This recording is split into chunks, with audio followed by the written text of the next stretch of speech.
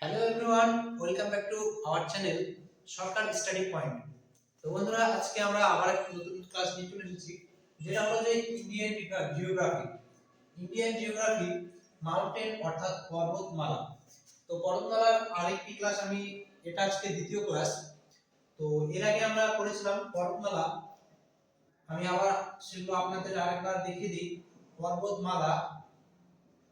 পর্বতমালাকে আমরা চার ভাগে ভাগ করি। একটা হলো ট্রান্স হিমালয়,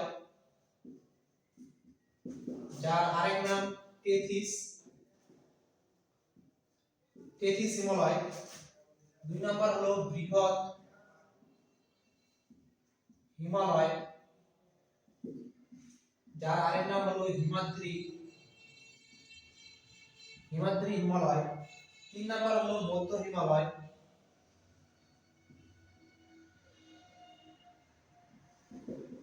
যার আরেক নাম হলো হিমাচল হিমালয়। আর চার নাম্বার হলো শিবালিক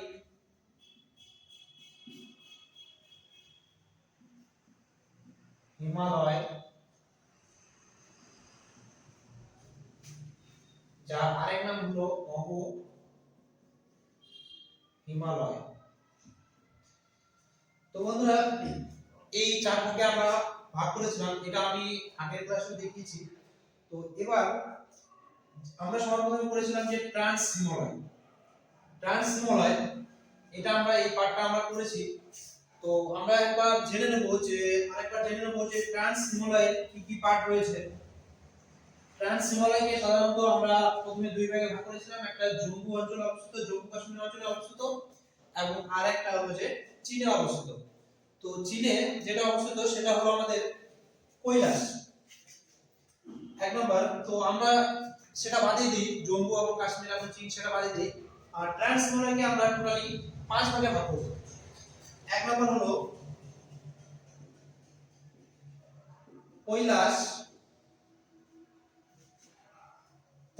এটা আমাদের চীনে অবস্থিত। এবং জম্মু এবং যে কাশ্মীরে যেগুলো অবস্থিত রয়েছে সেগুলো হলো কারাকোরাম, জম্মুতে অবস্থিত কারাকোরাম,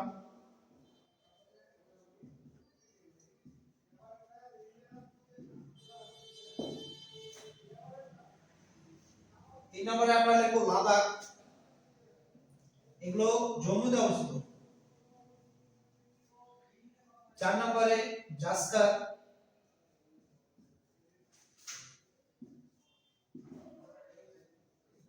পাঁচ নম্বরে রয়েছে পীর পাঞ্জাল।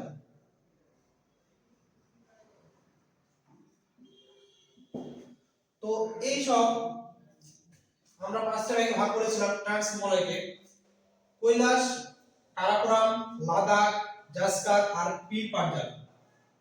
তো এই সব বিষয়গুলো নিয়ে আমরা আলোচনা করেছিলাম। তো কারাকোরাম যেটি রয়েছে সেখানে পর্বতমালা রয়েছে কে টু।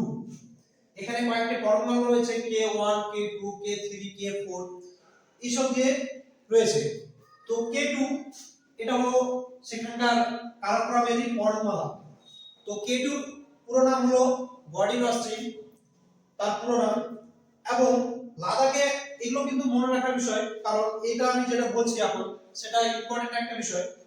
তো K2 অবস্থিত কোথায়? কারাকোরাম পর্বতে অবস্থিত K2 পর্বত কারাকোরাম অঞ্চলে। এবং লাদাখে অবস্থিত আমাদের আরেকটি রয়েছে, যে লাদাখে রয়েছে রাকাপোসি।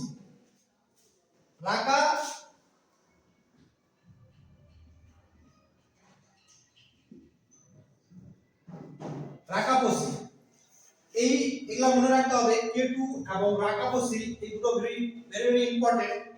তো লাদাখে রয়েছে রাকাপোসি এবং কারাকোরামে রয়েছে K2। তো এগুলো আমরা ট্রান্স হিমালয়ের ভাগ দেখলাম, পাঁচটি ভাগ দেখলাম আমরা ট্রান্স হিমালয়। এবার আমরা দ্বিতীয় যে পার্ট রয়েছে, এটা আমরা আগের পার্টে করেছি। তো দ্বিতীয় যে পার্ট রয়েছে বৃহৎ হিমালয়, অর্থাৎ দ্বিমাত্রিক হিমবাহ, সেটা আজকে আমরা দেখব। তো চলুন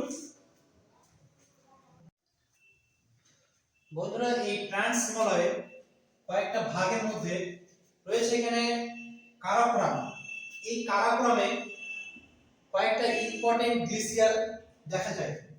গ্লেসিয়ার হলো যে 1000 বছর পূর্বে যেসব বরফগুলো গলেনি, শৃঙ্গের বরফ এখনো গলেনি, অর্থাৎ যে বরফগুলো একটা পাহাড়ের আকৃতি, অর্থাৎ মানে শক্ত হয়ে গেছে, যা গলেনি 1000 সাল পর্যন্ত, তাকে বলা হয় glacier. Glacier.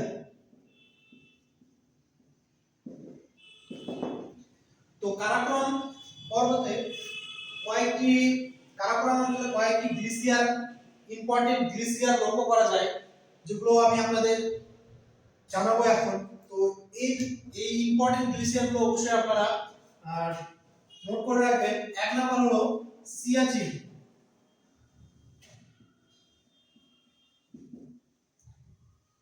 Siachen Siachen glacier.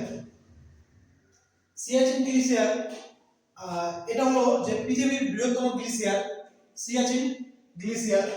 তো এটা যে রয়েছে কারাকোরাম অঞ্চলে লক্ষ্য করা যায়। তো এই সিয়াচিন গ্লেসিয়ার 1984 সালে ভারত সরকার এখানে একটা অপারেশন চালু করেন, যার নাম হলো মেঘদূত। মেঘদূত অপারেশন চালু করেন 1984 সালে ভারত সরকার এই সিয়াচিন গ্লেসিয়ার। দুই নাম্বার হলো বিলাফোর্ট। বিলাফোর্ট অথবা বালাকোটও বলা যায়। তো বিলাফোর্ট হলো যে দ্বিতীয় নাম্বার, এবং 3 নাম্বার হলো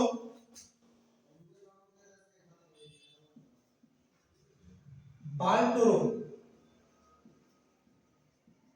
তৃতীয় নাম্বারটি হলো বালটোরো। এক নাম্বার সিয়াচিন, 2 নাম্বার বিলাফোর্ট, তৃতীয় নাম্বার হলো বালটোরো, এবং চতুর্থ নাম্বার যেটা রয়েছে 4 নাম্বার হিসপার। হিসপার। এক number Siachen, 2 number Bilafond, 3 number Baltoro, 4 number Hispar. এই চারটি গ্লেসিয়ার কিন্তু ভেরি ভেরি ইম্পর্টেন্ট, যেগুলো পরীক্ষায় আসে। তো এই চারটি গ্লেসিয়ার আপনারা মনে করে রাখবেন। এটি কারাকোরামে অবস্থিত। এই চারটি গ্লেসিয়ার কিন্তু কারাকোরামে অবস্থিত। তো পৃথিবীর সবচেয়ে বৃহত্তম গ্লেসিয়ার, যার নাম হলো সিয়াচিন, এটাও কিন্তু কারাকোরামে অবস্থিত। এগুলো আপনাদের মনে রাখতে হবে। আমরা জানবো যে বৃহৎ হিমালয় অর্থাৎ হিমাদ্রি। এখানে আমরা পয়েন্ট করি বৃহৎ হিমালয় অর্থাৎ হিমাদ্রি। তো বন্ধুরা, সর্বপ্রথমে আমরা জানবো যে এটা কত দূর থেকে কত দূর বিস্তার করে রয়েছে এটা। তো বন্ধুরা, এটা শুরু হয়েছে পাকিস্তানের নাগা পর্বত থেকে। বৃহৎ যে হিমালয়টা রয়েছে, তার আগে আমি আপনাদের বলে দিই যে হিমালয়, আমরা যে হিমালয়ের কয়েকটা ভাগ করলাম পর্বতমালা। তো পর্বতমালা এরকম ভাবে বেষ্টিত। তো এর যে অপর পৃষ্ঠটা রয়েছে, আমরা যেটা দেখতে পাচ্ছি এখন, তার অপর পৃষ্ঠটাকে আমরা বলবো ট্রান্স হিমালয়। যেটা আমরা দেখতে পাচ্ছি না, তার অপর পৃষ্ঠটাকে হচ্ছে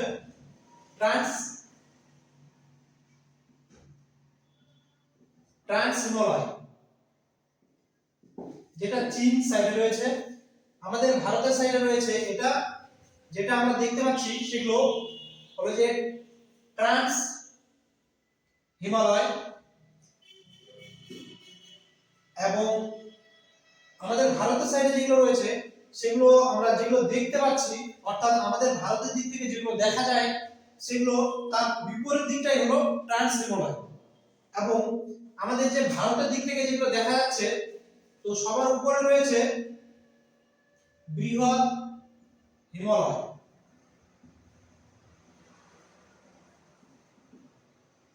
তারপরে রয়েছে মধ্য হিমালয় এবং তারপরে রয়েছে শিবালিক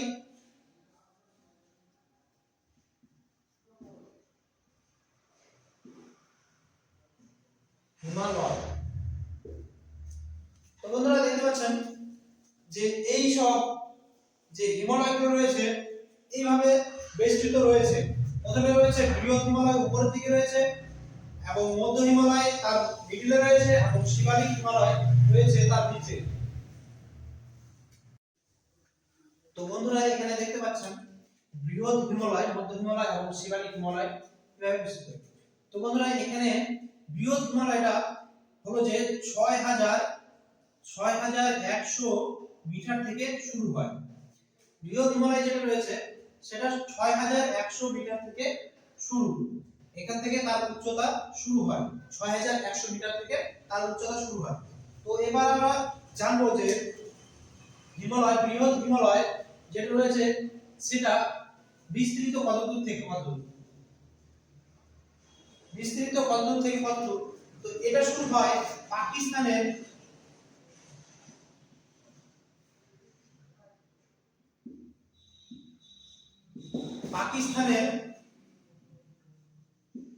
নাঙ্গা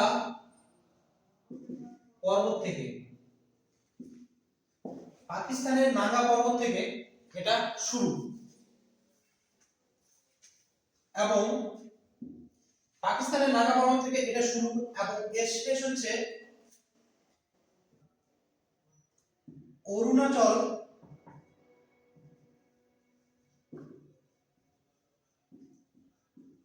প্রদেশের নামচা পর্বত থেকে। তো বন্ধুরা আমরা জানলাম যে বিস্তারিত কতদূর। পাকিস্তানের নাগা পর্বত থেকে শুরু এবং অরুণাচল প্রদেশের নামচা পর্বত থেকে শেষ। তো পাকিস্তানের নাগা পর্বত থেকে শুরু এবং অরুণাচলের নামচা পর্বত থেকে শেষ। তো বন্ধুরা এই বৃহৎ হিমালয়ে অবস্থিত কিন্তু মাউন্ট এভারেস্ট। মাউন্ট এভারেস্ট যার উচ্চতা হলো 8848 মিটার। মাউন্ট এভারেস্ট যার উচ্চতা হলো 8848 মিটার। তো বন্ধুরা এর আরেকটা বিশেষত্ব যেটা আপনাদের মনে রাখবেন যে একে তিব্বতে বলা হয় চাওগো লুকমা। তিব্বতে বলা হয়, তিব্বতে একে বলা হয় চাওগো লুকমা এবং একে যে নেপালে একে বলা হয় সাগর মাথা।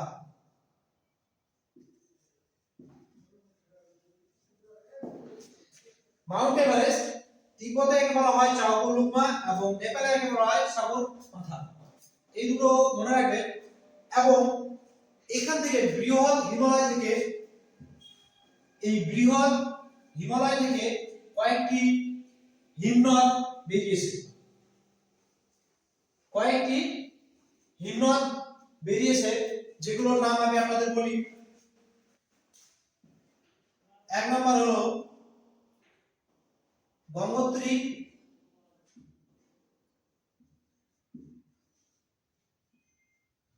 গঙ্গোত্রী। দুই নম্বর হলো যমুনাত্রী, যমুনাত্রী এবং তিন নম্বর হলো মিলমা, মিলাম, মিলমা না মিলাম।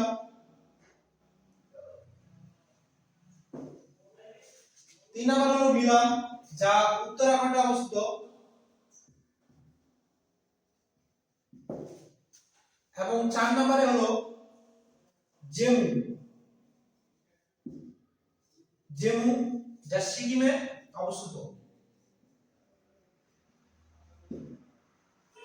জেমু যা সিকিমে অবস্থিত। তো তো এই গঙ্গোত্রী আর যমুনোত্রী এই দুটো আমরা সকলেই জানি। তো ইম্পর্টেন্ট বিষয় হলো যে যেগুলো আমরা জানি সেগুলো হয়তো পরীক্ষায় দিবে না, তো অনেক ক্ষেত্রে দিয়ে দেয়, বলা যায় না। তো যেগুলো অজানা বিষয় সেগুলো কিন্তু আমাদের জানতে হবে। তো এখানে মিলাম যেটা উত্তরাখণ্ডে অবস্থিত এবং জেউ যা সিকিমে অবস্থিত, এই দুটো কিন্তু আমাদের ভেরি ভেরি ইম্পর্টেন্ট ভাবে মনে রাখতে হবে।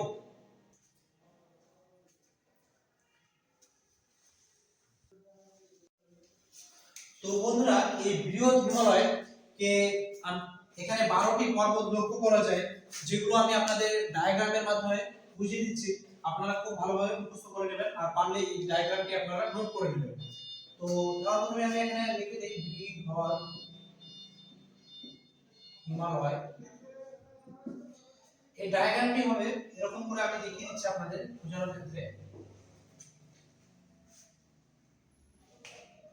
তো এখানে শুরুতেই যে পয়েন্ট রয়েছে, এটা কি বলেছিলাম যে নাগা পর্বত, নাগা পর্বত যা পাকিস্তানে অবস্থিত।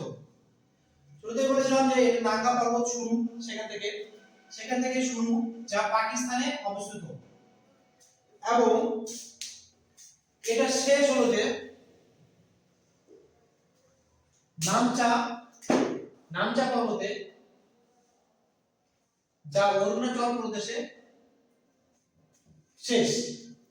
নামচা যা অরুণাচল প্রদেশে শেষ, নামচা পর্বত যা অরুণাচল প্রদেশে শেষ। নামচা বারোয়া বলা হয় এটাকে, তো আমি শর্টকাট নামচা লিখে দিলাম, নামচা বারোয়া। তো যা অরুণাচল প্রদেশের শেষ। এরপরে এর মাঝে আরো রয়েছে, এখানে রয়েছে কামেত, কামেত যা উত্তরাখণ্ডে অবস্থিত, কামেত যা উত্তরাখণ্ডে অবস্থিত,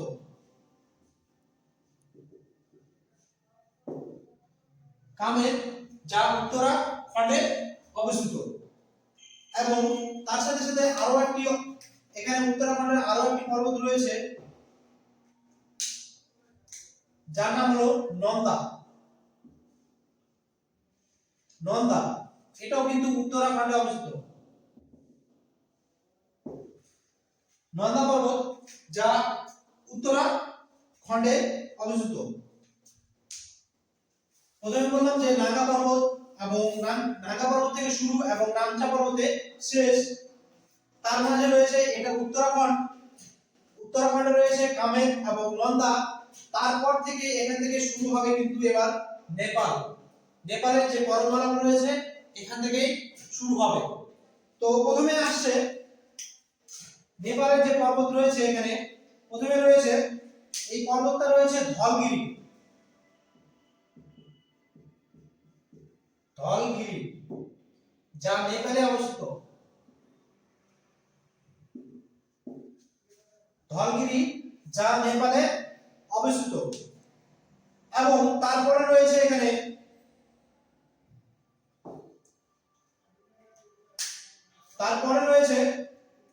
অন্নপূর্ণা। তো একটু সংকীর্ণ জায়গা, তো আমি নিচের দিকে লিখছি, একটা করে নিচের দিকে লিখছি অন্নপূর্ণা, এটাও কিন্তু নেপালে অবস্থিত। ধলগিরি এবং অন্নপূর্ণা এই দুটো কিন্তু নেপালে অবস্থিত। তারপরে রয়েছে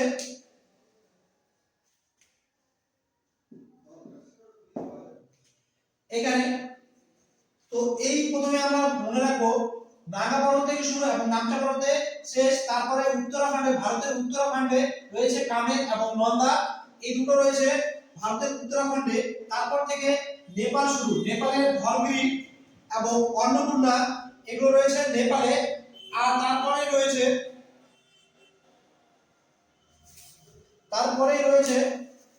মানসালু,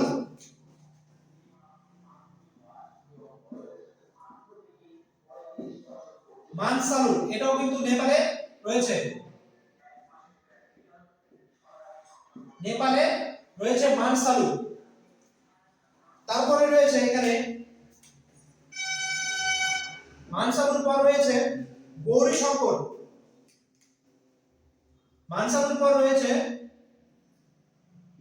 গৌরী শঙ্কর, যা নেপালে রয়েছে। মানসালুর পরে রয়েছে গৌরী শঙ্কর, তারপরে রয়েছে ছু উ, তারপরে এখানে রয়েছে ছু উ,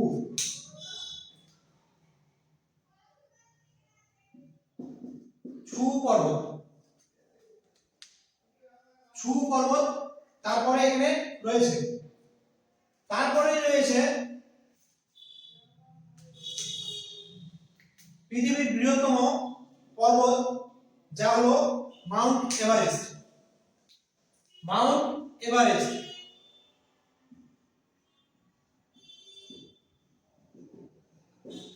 মাউন্ট এভারেস্ট, ছুর পরে রয়েছে মাউন্ট এভারেস্ট, ছুর পরে রয়েছে মাউন্ট এভারেস্ট, এবং এরপরেই রয়েছে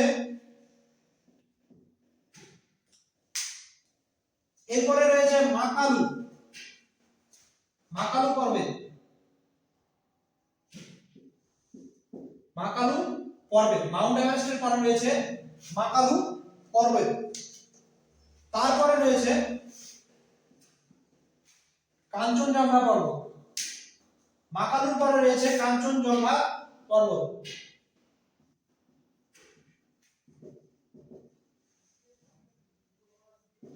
কাঞ্চনজঙ্ঘা পর্বত।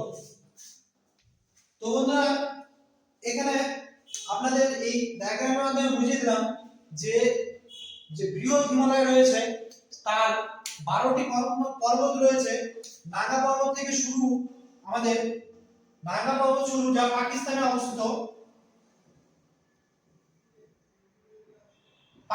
অবস্থিত, নাগা পর্বত থেকে শুরু, তারপরে রয়েছে কামের, যা উত্তরাখণ্ডে অবস্থিত, এবং নন্দা দেবী, যা উত্তরাখণ্ডে অবস্থিত।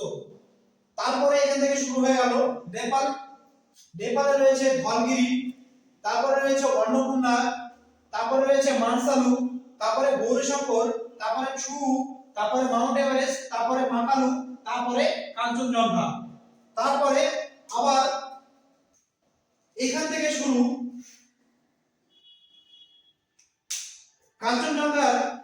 কাঞ্চনজঙ্ঘার কিছু পার্ট নেপালে রয়েছে এবং কিছু পার্ট আমাদের ভারতে রয়েছে।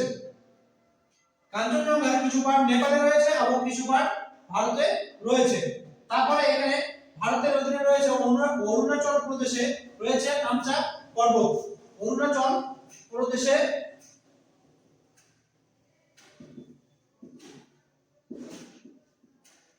রয়েছে নামচা পর্বত। তো বন্ধুরা, আশা করি আজকের এই ডায়াগ্রামটি আপনারা বুঝতে পেরেছেন। তো এই ডায়াগ্রামটি আপনারা মনে রাখবেন, কারণ এখান থেকে যে কোনো সময় পরীক্ষায় প্রশ্ন আসতে পারে, তো এই ডায়াগ্রামটি আপনারা মনে রাখবেন, এই পর্বত মালাগুলোর নামগুলো আপনারা মনে রাখবেন। তো আশা করি আজকের ক্লাসটি আপনাদের ভালো লেগেছে। যদি ভালো লেগে থাকে তাহলে অবশ্যই আমাদের যে সরকারি স্টাডি পয়েন্ট রয়েছে তাকে সাবস্ক্রাইব করে দেবেন, আর অবশ্যই আপনারা লাইক করবেন এবং শেয়ার করবেন। এবং যদি আপনাদের কোনো বুঝতে অসুবিধা হয় অথবা আরো যদি কোনো প্রবলেম থাকে তাহলে আমাদের কমেন্টে আমাদের জানাবেন, তাহলে আমরা সেই সব বিষয়গুলো সলভ করে দেব। তো আজকের জন্য এতটুকুই, আবার দেখা হবে পরের ভিডিওতে।